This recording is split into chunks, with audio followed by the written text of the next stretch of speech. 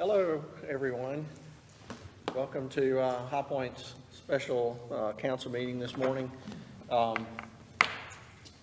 We are going to look at some, I think, water and sewer. We're looking at some new ordinance for that, and then we're going to have a closed session. So, Madam Manager, I'm going to turn it over to you and let you call on your staff person to brief us. Sure, thank you, Mayor. We have Trevor Spencer, who's going to present on the item relative to our stormwater ordinance. I was close. You're close. Good morning. Morning. Trevor Spencer, Engineering Services Director. I'll start by thanking all of you for accommodating this special meeting this morning into your busy schedules. We were hoping this was something we could avoid, but we could not, so thank you so much for y'all's support with this.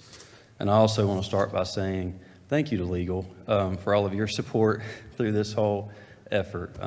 They have really helped us, really gone to bat for us through this whole process, and have been nothing but supportive. So I really do appreciate their input, particularly Megan. So thank you.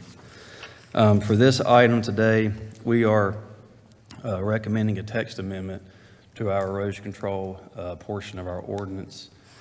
And this is to meet minimum requirements from the state of North Carolina for our locally delegated program. There's a local model ordinance template that they have for all locally delegated programs throughout the state. And for that local model ordinance, there are minimum requirements when it comes to enforcement. And so these text amendments really revolve around the enforcement portions that we were either missing or needed to tweak to meet those minimum requirements. So the highlights of those text amendments really focus around a process for appeals, which will be handled here at the local level for any civil penalty assessment that would be assessed to a financial responsible person for a site.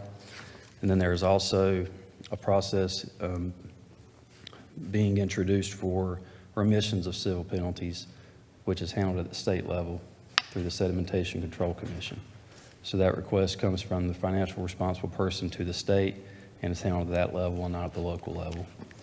And then I'll draw your attention to the elimination of preset penalty amounts for specific violations. Those are no longer allowed by the state.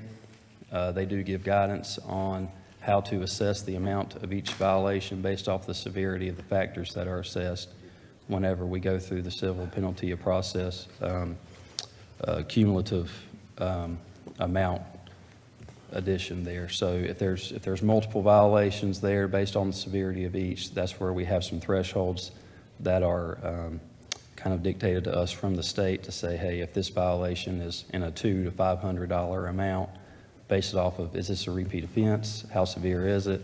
What would be their cost for correcting that violation? So we do have guidance there, and that's what we will use to be consistent as possible for assessing those penalties going forward.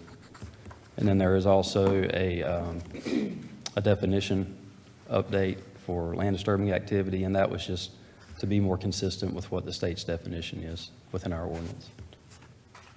So I can take any questions at this time. Anybody with any questions? What we're doing and why? Does this clear us from further them coming back at us, or where does that follow?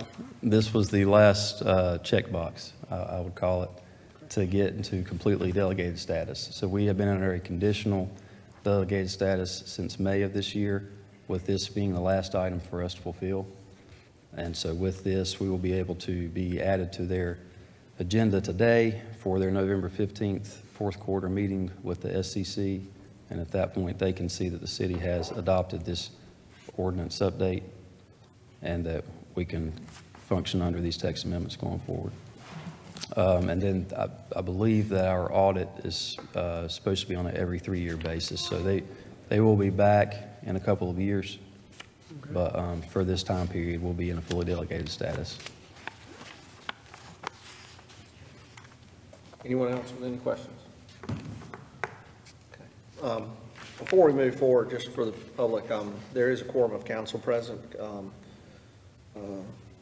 Councilman Moore, the Mayor Pro Tem Peters, I'm here, as well as Councilman Williams and Jones.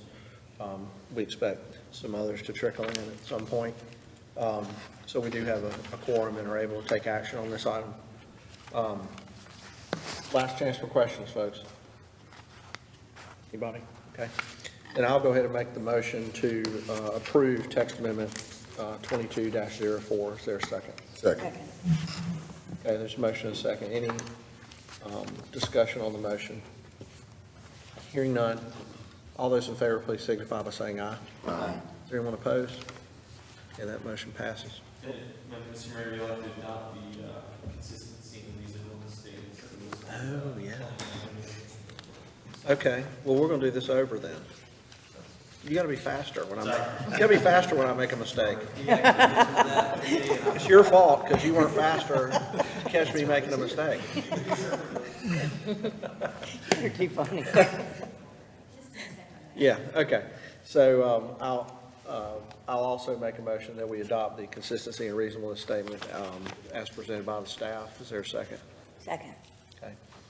Any discussion on the motion? Okay. All those in favor, please signify by saying aye. Aye. Anyone opposed? Okay, that motion passed. Thank you. Next on the agenda is a proposed resolution. This is a resolution that I got from our veterans community. Across the country, different cities are asking folks to honor veterans who are transitioning from active service back home by displaying a green light in your place of business or your residence. And they're also asking cities to, if you can light your civic buildings up in green during that period. And so I think this is a really cool thing for us to do to honor veterans. And I asked the manager, is this possible for us to make City Hall look green? And so looks like Damon has the answer. The quick answer is yes, sir. We're going to light up, City Hall will be green, as well as the library for the week of November 7th through the 13th. Cool.